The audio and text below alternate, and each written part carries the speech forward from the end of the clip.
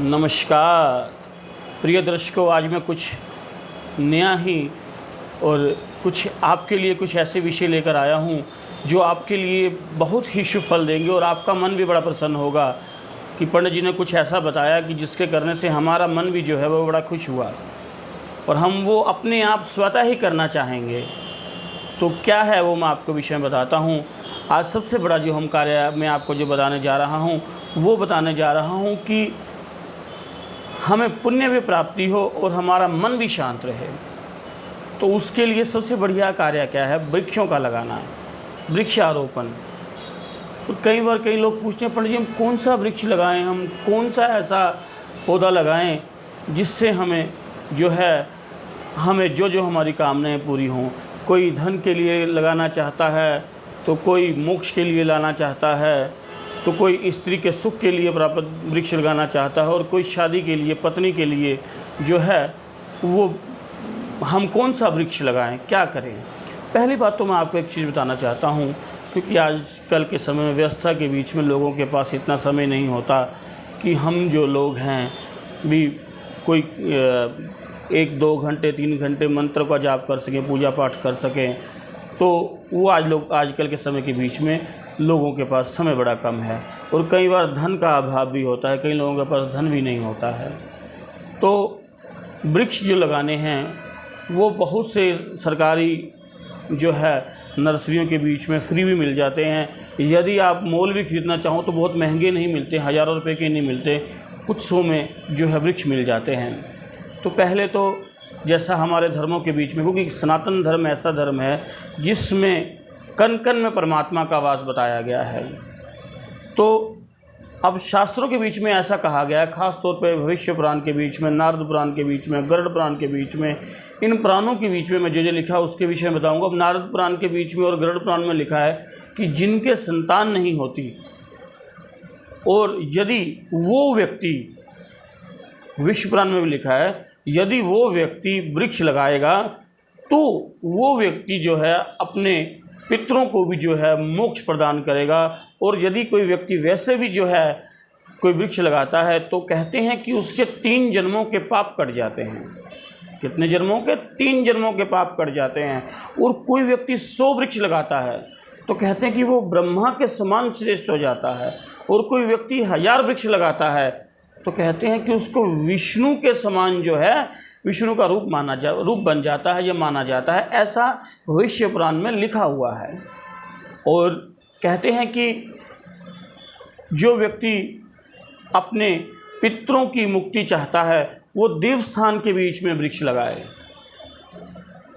और जिनके संतान नहीं हैं, जो चाहते हैं कि उनके जीवन के बीच में यदि कोई पितर दोष है, जब पितर उनके जो है वो अतृप्त ना हो रहें उनकी मृत्यु के बाद भी, तो यदि वो व्यक्ति वृक्ष लगाता है, क्योंकि यदि कोई व्यक्ति वृक्ष लगाता है और वृक्ष के ऊपर जितने भी कोई पक्षी बैठते हैं, यदि कोई राही भी उसके नीचे बैठकर आराम करता है तो उसका जो पुण्य है उसके पितरों तक पहुंचता है।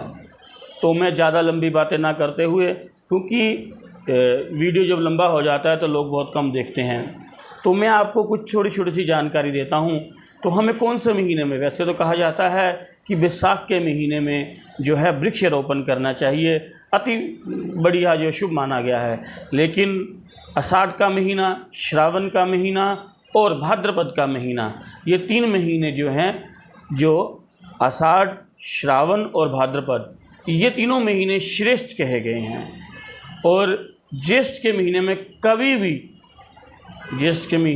कभी भी हमें जो है वो वृक्ष नहीं लगाने चाहिए। यदि हम लगाते हैं तो उसे अशुभ माना जाता है। हाँ, अब अश्विन का महीना, कार्तिक के महीने, इन महीनों में भी कुछ वृक्ष लगते हैं, जैसे पीपल का वृक्ष, बट का वृक्ष, आंवले का वृक्ष। ये वृक्ष जो है कार्तिक के महीने में अत्यंत शुभ फल देते हैं। तो बाकी जो वृक्ष हैं, जैसे मैंने बोला, आषाढ़ का महीना, श्रावण का महीना, भाद्रपद के महीने, और सबसे बढ़िया जो रहा है बैसाख का महीना। अब आप एक चीज़ और है, कभी भी लोग, हम आम तौर पे क्या करते हैं, हमारे घर के बीच में हम तुलसी का वृक्ष लगाते हैं। तो तुलसी का जो पौधा है वो कभी भी हमें दक्षिण में नदी किनारे या शमशान में उसको नहीं लगाना चाहिए, बहुत पाप लगता है, उसको यम की यातनाएं भोगनी पड़ती हैं। और दूसरा नंबर के ऊपर यदि कोई व्यक्ति पीपल का वृक्ष ज़्यादा से ज़्यादा लगाता है तो उसे मुक्ति की प्राप्ति, सद्गति की प्राप्ति होती है। अब अशोक का वृक्ष, कहते हैं जो व्यक्ति अशोक का वृक्ष लगाता है उसके घर में कभी शोक ही नहीं आता। जो व्यक्ति अशोक लगाता है उसके घर में कभी शोक नहीं आता। पाकर का वृक्ष, पाकर का वृक्ष लगाने से उसे पत्नी का सुख मिलता है, पत्नी मिलती है और ज्ञान की प्राप्ति होती है। और कहते हैं जो विल्व का वृक्ष लगाता है उसको दीर्घायु प्राप्ति होती है। अब धन के लिए क्या किया जाए, क्योंकि आज के कलयुग के समय में हर व्यक्ति को धन चाहिए, तो आपको मैं कहूँगा जामुन का वृक्ष लगाइए। जामुन का वृक्ष लगाने से आपको धन की प्राप्ति होगी और तेंदुओं के वृक्ष लगाने से कुल की वृद्धि होती है और अनार का वृक्ष लगाने से स्त्री के सुख में वृद्धि होती है। और कहते हैं कि जिस व्यक्ति का मकान नहीं बिक रहा हो वो पुष्य नक्षत्र में अपने घर में अनार का वृक्ष लगाए तो उसका जो घर है वो, जो हमने कई बार सेल के लिए लगाया होता है, बेचने के लिए लगाया होता है, तो बिक जाता है।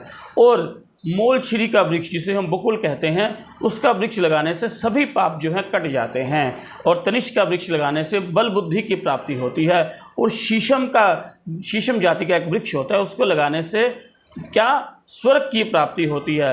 कहते हैं कि जिसने वट का वृक्ष लगा दिया उसे तो मोक्ष प्राप्त हो गया, क्योंकि वट एक ऐसा वृक्ष है जिसकी आयु हजारों साल की होती है।